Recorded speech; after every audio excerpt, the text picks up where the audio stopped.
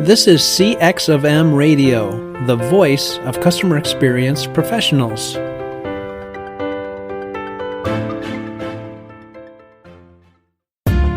Welcome to another episode of Press 1 for Nick. Your host, Nick GLIMSDAHL, is the Director of Contact Center Solutions at VDS. Through conversations with customer service and customer experience leaders, Nick and his guests exchange insightful stories, best practices, and invaluable lessons they have learned along the way. Welcome to the Press 1 for Nick podcast. My name is Nick GLIMSDAHL. My guest this week is Marcus Sheridan. Marcus is an international keynote speaker and the author of the books They Ask You Answer and The Visual Sale. He is called a web marketing guru by the New York Times. They Ask You Answer is a story how Marcus Sheridan was able to save his swimming pool company, River Pools, from the economic crash of 2008 and has been featured in multiple books, publications, and stories around the world. Marcus, welcome to the Press 1 for Nick podcast. Nick, man, great to be here. We're going to have a good time. We are indeed. So the one question I ask every single guest before we get started is, what's one thing that people might not know about you? So maybe a crazy, interesting fact. Let me see one. I'll give you a couple. I speak Spanish quite fluently. I lived in Chile for a couple years. I still haven't spoken, though, in South America as a speaker, which is a tragedy. And I would say the other thing is I am so into condiments that I have a refrigerator just for condiments in my house. It's an emphasis on hot sauces, I might add. Okay, so if you were to pick one last condiment to put on a special sandwich or a dinner of your choice, what would it be? Well, if you said you have one condiment that the only one that you could choose in the world, it would probably end up being like a traditional like Texas Pete or Frank's or a very vinegar-based hot sauce because it has the greatest range of application. If you said you're just going to eat French fries the rest of your life, I'm just going to have ketchup. You know what I mean? But if you're just sandwiches, I'm going to have mayonnaise. But when now different types of mayonnaise, we could go on and on about that. That being said, I have at least probably like a dozen hot sauce types in my house, probably a dozen types of barbecue sauce in my house. Like, very aggressive, man. Take it seriously, bro. That is aggressive, and I'm not even mad. I'm impressed. So tell my listeners, for those who have not a chance to take a peek of your book, They Ask You Answer, what's the book about? It's really, if you boil it down to its essence, it's an obsession with the way buyers think, really. A lot of people, companies say, yeah, we're pretty obsessed with our buyers, but are you really? Because if you obsess over your buyers, the way they think, and their questions, it opens up a world that most companies are not currently a part of, frankly speaking. Because if you said to any organization, let's say, okay, I want you to write down the 25 most asked questions that people ask about your product in your particular industry. And then you say to them after they've done that brainstorm, of those 25, how many are answered really well on your website right now? Here's what you're going to find. Less than 10. Oftentimes less than 5.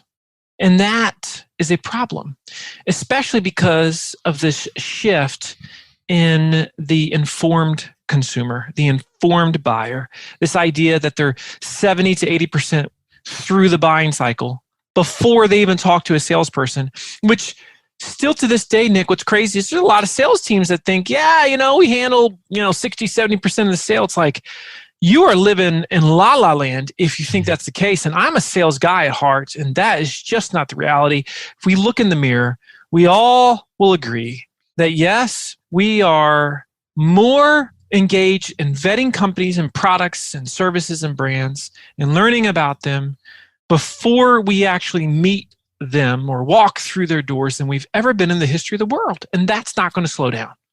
And it's now more than ever. And like you just said, it's not going to slow down. And so it's funny, every time that I go creep on some product on Amazon, I'm taking other people's information and I have no idea who they are, but I am taking their recommendations and their stars into consideration based off of my buying habits. And so I think it's really interesting. So I want to walk through the book. I showed you earlier all the questions I had, and I know we don't have time for all of them. So I picked out a handful of my favorites, and we'll dig into it. So you kind of talked about at the very beginning, like what everybody thinks that they're doing a goodish job, but why do businesses think that they're special? It's interesting. And it's one of the, I think, great divides of success in the digital age, Nick. The businesses that think they're special and they're different are the ones that are having the least amount of success online. And of course, one might say, well, why is that? Because I've always been told that, it's critical that we know that we're different. Yeah, but your buyers fundamentally are the same. And human psychology doesn't really change across the board. All buyers, regardless of industry, B2B, B2C, service product, big, small, local, national, doesn't matter. They have questions, worries, fears, issues, concerns. And generally, they're very similar. You just change the product or service name. How much does it cost? What could go wrong with it?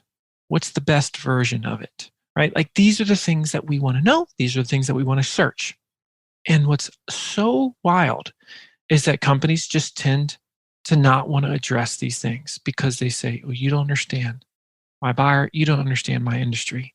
And that is the single belief that prevents more companies from doing something great online than maybe any other right now. They're still living in 1995, the year before the internet exploded. They're still thinking that today's buyer is dumb. They're not. They might start off uninformed, Nick, but daggone it, they're going to get there. So the great question is, okay, do you want to be the one that's informing them? Or do you want your competitors or some third-party site to be the one? I don't know about you, but I want to own the freaking conversation. I want to dominate it. I want them to feel like everything they learned, whether it's about swimming pools or about content marketing or whatever that thing is, they learned from me. That's the idea. That's the goal.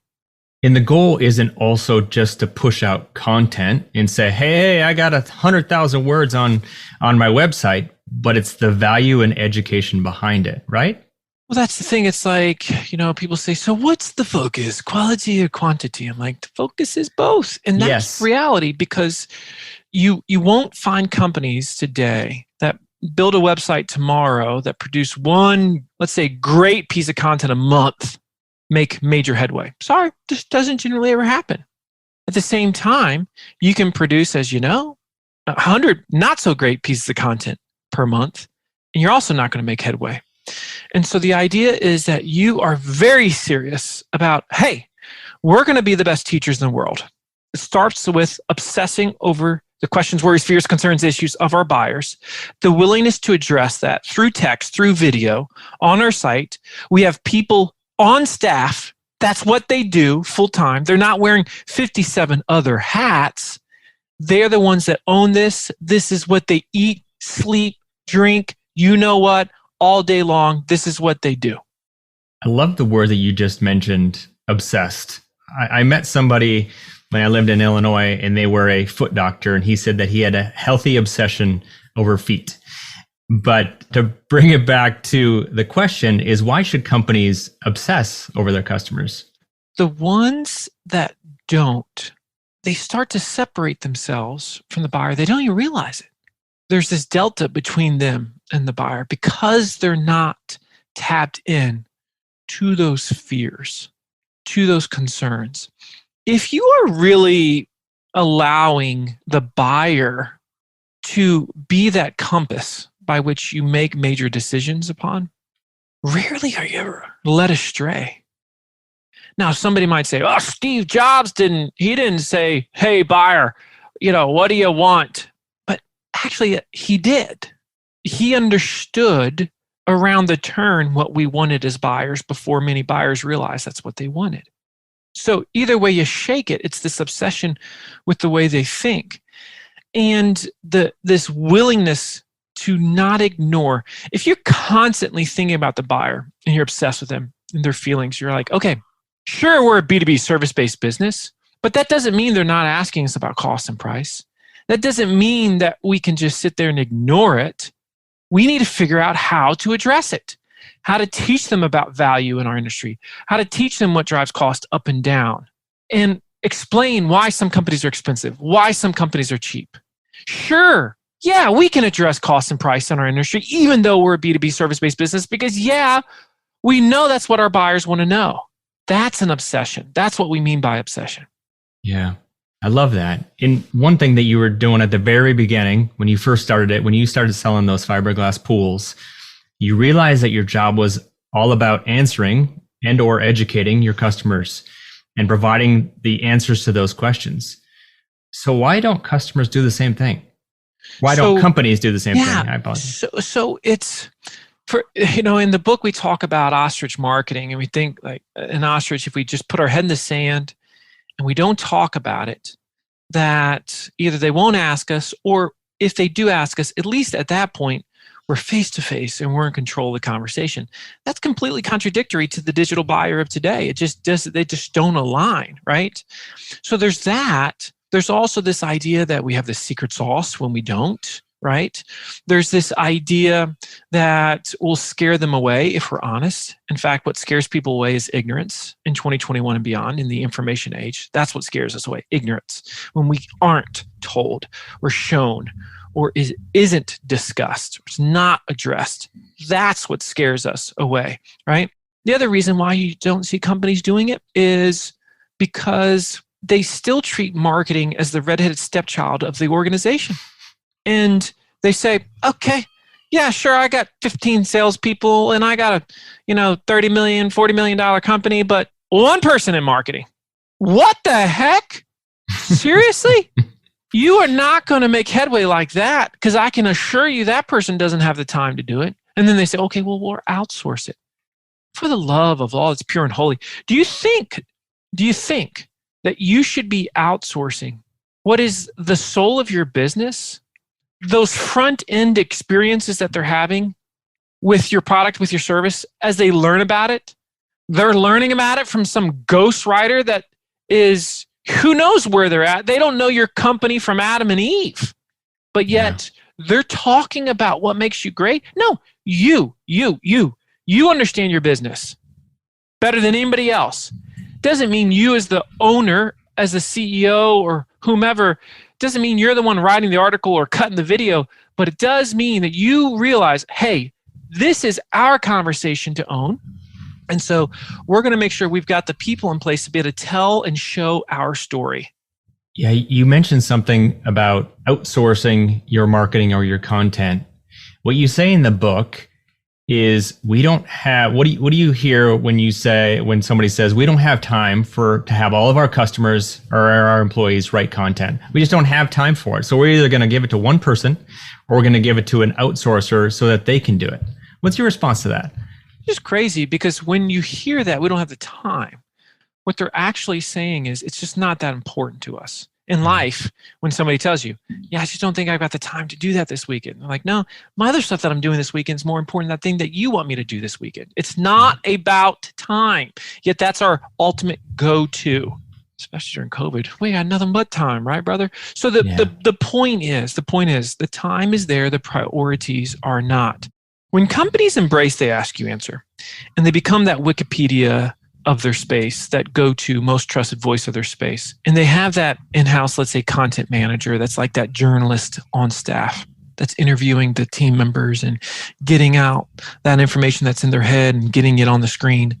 What happens after a year, Nick, is really interesting. They always say, gosh, I can't believe I was even debating this expense a year ago, because it's brought in 10x, 15x, 50x what we've put into it. That's what all of them say when they follow the plan. But this is also why many companies never become thought leaders, is because they want it tomorrow. They'd rather just, throw spaghetti at the wall and hope that it sticks, right? Now, let me just do a really aggressive paid keyword campaign, which ends the second you stop spending money on it. Whereas if you have a great content production campaign, not only is it the gift that keeps on giving for years and years, literally, but every single great piece of content, that's another tool in the toolbox of your sales team to be able to combat the questions, worries, concerns of the buyers, because everything that you're producing is based on those buyer concerns anyway. So it's perfectly aligned. You want to align sales and marketing? Do they ask you? Answer. Get sales involved. That's how it works. In a competitive market, does your customer service stand out from the crowd? One way to offer a better experience is by moving your contact center to the cloud. But with so many options to choose from, how do you know which solution is the best for both your business and your customers? That's where VDS comes in and guides you to the best solution. They understand your clients' pain points, business outcomes, and goals. Then VDS designs, implements, supports, and provides 24/7 managed services. From start to finish, VDS is committed to finding the best solutions for your clients' needs. To learn more, go to www.govds.com or find a link in the show notes.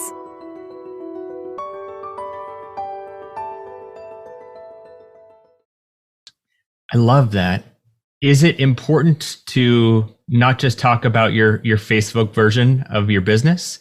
And what I mean by that is somebody pulls up their resume and say, hey, look how cool I am. Look all the stuff that I've accomplished, and not show potentially the other side, which is the weaknesses or the things that they should improve. Or this goes back to the obsession word, right, Nick? Right. So in the book, we talk about, regardless of the type of business you are, there's 5 fundamental subjects that every buyer researches, call them the big 5 in the book. And those 5 main subjects are cost questions, problems or negative-based questions, comparison-based questions, reviews, and best. So if somebody is listening to this, think about all the times you search for reviews or best or versus/comparisons or problems with or negatives of or cost of. So these are the big 5. And those subjects, if addressed, they will make you that trusted voice. Because it's no different than you take me as a pool guy. One of the questions I used to get all the time was, Marcus, be honest, what are the problems with the fiberglass pool? Right? So I had a choice. I could either address it, or I could just push that elephant to the corner of the room and hope they didn't notice. Like, come on. Who's not? If they talked with anybody, if they did any research, they might hear there's potential problems with the fiberglass pool. Just like there's problems with the concrete pool. There's problems with the vinyl pool. Everybody wants to know. Here's what's interesting, Nick. The moment we get serious about buying something, we start to research what could go wrong. How could it blow up in our face? What are the negatives? What are the issues? You don't research problems with fiberglass pools if you don't want a fiberglass pool. You only research it if you want it. And so we produced that piece of content and that article literally because we have advanced analytics made us millions. I've got a metal roofing manufacturer that I've worked with for a few years, a client of mine. And one of the first piece of content they put out there was 5 problems with metal roofs, right? Wow. And you say, it's a metal roofing manufacturer. All they make is metal roofs. And they're talking about the problems with it. And you're like, oh, that's pretty niche. And after, I think it was after a year and a half, that one video that they produced on the problems with the metal roof had 250,000 views 18 months in. Yeah, people are researching it, brother. You better believe it. And so once again, you can either own it or not. Now, the other side of that too is most people are used to online companies only talking about, to your point, their Facebook life, and I was bragging about why they're awesome, why they're good, what makes them great. But the moment you say, okay, fiberglass pools may or may not be a great fit for you. So what this article or what this video is going to do, it's going to explain to you clearly the pros and the cons. And hopefully by the end, you'll have a great sense as to which is the best fit for you. All of a sudden you're saying, oh my gosh, nobody's ever spoken to me like that before. Like this company, they actually have my best interests at heart. Everything I learned about pools, I have now learned from them, right? And so do you say that in your messaging, in your content, your copy right now? Just like every single company that's listening to this should have a section on their website that talks about who they're not a good fit for. Why? Because the moment you say who you're not a good fit for is the moment you become dramatically more attractive to those who you are a good fit for. Yet, I guarantee you, Nick, if we had 100 companies listen to this right now, 99 of them haven't talked about who they're not a good fit for on their website. That's what separates you. That's what makes you that voice of trust. And they will continue to come back to you or refer business to you. That's it. Either way, you win. Either way, you win. And if you're not a good fit, yay, you just save your sales team time. You save the customer time. The morale is higher. You don't get in bed with somebody that's clearly not a good option. But I thought, no. There's no but I thoughts because you already told them what it was and what it wasn't. That's the idea. I love the fact that what you guys did is you with your fiberglass pool company, you went on less sales calls and made more money because you educated the buyer prior to your first call. Can you explain that? Yeah, we became obsessive about it. And it really started one year. I was looking at everybody that filled out a form and said, I want to get a quote. And I divided them into two groups. One group had filled out the form and bought a pool. So they said, I want to get a quote, and they ended up buying. One group filled out the form and they got a quote, but they didn't buy. So I said, what is the fundamental difference between these groups, like their behavior on the site? I was looking for patterns. What I found was really astonishing, that if somebody read 30 or more pages of the website, they would buy 80% of the time. If it was less than that, the closing rates were about 25%, which was normal for the industry. So in the pool industry, 1 out of 4 generally, if you meet with, buy. So I could take that from 1 out of 4 to 4 out of 5. All I had to do was ensure that they read 30 pieces of our content. So we instituted what I refer to today when I teach sales teams today as assignment selling. Assignment selling is the process of taking content, especially the big 5 stuff that the buyer actually wants to know, and being very intentional about it in the sales process. So let me give you a simple example of that, Nick. Let's say, I don't know, let's say you're a marine dealership. You sell boats, right? Somebody calls you up and says, hey, Nick, I'm looking at coming in this Saturday. And you say, yeah, what time are you going to be here? And they're like, 10 o'clock. And you're like, okay, 10 o'clock. What a waste. Instead of doing that, Nick calls and says, yo, Marcus, you got that one model in stock? I'm like, yeah. And you're like, hey, can I come in this Saturday and take a look at it?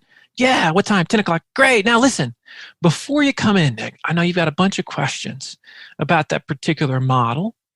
And because this is your first time buying a boat, you probably have some other concerns as well. So here's what we're going to do. I'm going to send you a guide that's going to address all those major questions that you have about purchasing a boat. It's going to really help you so as to not make a mistake. Furthermore, I'm going to send you a video that fully shows this model that you're looking at and comparing it versus some other ones that you may consider as well. This way, our time together is going to be much more fruitful when you come into the store on Saturday. Nick, will you take the time to do these things before our appointment?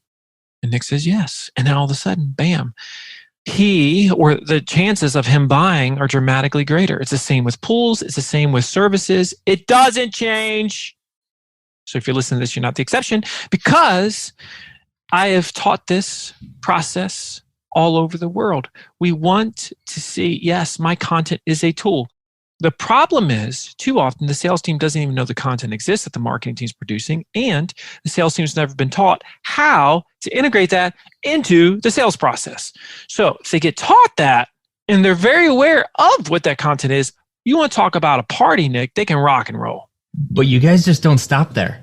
You don't just say, hey, look at this. I'm going to send you some information. From my understanding, you make sure you follow up the day before to see that they've actually accomplished it, which is pretty bold.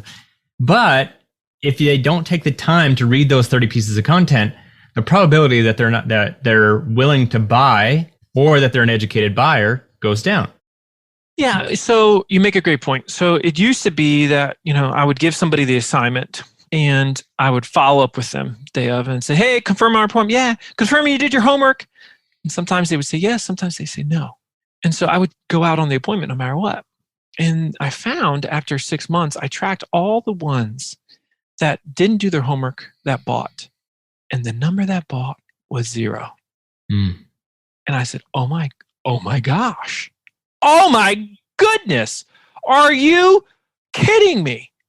So I was basically going out and practicing sales, not doing sales. And so I said, well, this is basically the dumbest thing ever. So why don't we just allow the simple laws of mathematics to work in our favor? So we would call the person, confirm, okay, make sure you're still on. Want to make sure you did the homework.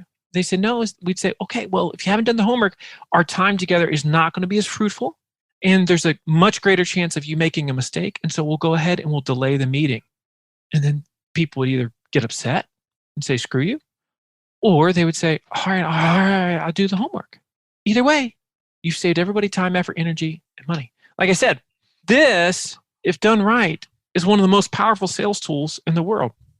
I mean, I do believe content is the greatest trust building and sales tool in the world. Because when it's done right, again, that's always the caveat, it allows the buyer to do it on their terms. And that's what every single buyer today wants. They want to do it, the buying process, on their terms. I would 100% agree to that. So when it comes to educating the buyer, how important is video when it comes to educating that buyer? Yeah, that's why I came out with that book that you told me in the pre-call that you're reading, which is The Visual Sale. And, for a couple thousand years, there's been that phrase, seeing is believing. And it's never more true than it is right now. We need to show it. We can't just tell it. Showing it is the great divider, right? Because everybody can say it. Everybody can say it's our people that make us different. All right. It's like, well, what does that really mean? Until I see your people, I don't really know that. I mean, I go to Chick-fil-A, I interact with those people, so I know they're different. But your company, I don't know, some B2B service, whatever, I don't know that you're different until you show me your people. So anything that we claim, anything that we state, we should create a video about the thing.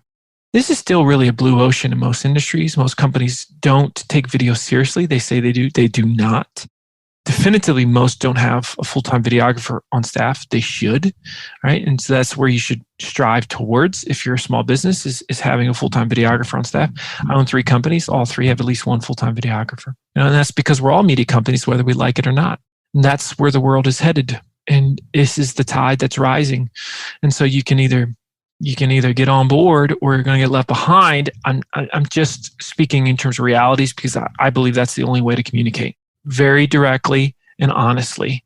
It doesn't matter if you or I like video, Nick. It doesn't matter if we're comfortable on video. Our buyers don't care. What they care about is, can I see it so that I can be comfortable enough to give you my money for it? That's it. Yeah. It's such a thoughtful conversation that takes time at the customer's right time. So how are you educating them through that process, which we've talked about through this entire podcast? So Marcus, I wrap up every podcast with 2 questions. And it's, what book or person in customer service or customer experience has influenced you the most in the past year? And then the second one is, if you could leave a note to all the customer service and customer experience professionals, it's going to hit everybody's desk Monday at 8 a.m. What would it say? So I think the best book on customer experience I've read in the last year is Never Lose a Customer Again by Joey Coleman. I am a little bit biased there because he's a very good friend. Really beautiful book. You should read it. You should read it for those that are listening. And if I had to give you any advice, it always to me goes back to, and somebody might say, is that customer experience? I'm like, yes. It's never our goal. It shouldn't be our goal to sound smart. It should only be our goal to be understood. And if that's your goal, the connection that you're going to be able to achieve with your audience and the experience that they're going to have because of it will be absolutely exceptional. That's some sound advice. I appreciate that. Marcus, what's the best way for people to get a hold of you? You can reach out to me, Marcus at marcussheridan.com. Connect with me on LinkedIn because that's where I live in terms of social media. Won't really find me many other places. So LinkedIn is my home. I post one great post there a day. So make sure you follow me there. Nick, it has really been a tremendous pleasure to talk to you, my friend. Yeah, the pleasure is all mine. To my listeners, I recommend you go out there and buy his book, They Ask You Answer. And then the other one, The Visual Sale, which is equally as awesome. And Marcus, I appreciate your time. Yeah, my pleasure. Hey, listeners, can you think of one person who would benefit from the information you learned today? If so, please consider sharing this episode with them. And last, if you would like to receive all the quotes and book recommendations from all my guests, you can go to pressonefornick.com/podcast. Thank you for listening to this episode of Press One for Nick. If you enjoyed the podcast, please subscribe and share. Until next time, focus on your customers. Thanks for joining us for this session of CX of M Radio. Be sure to rate, review, and subscribe to the show, and visit cxofm.org for more resources.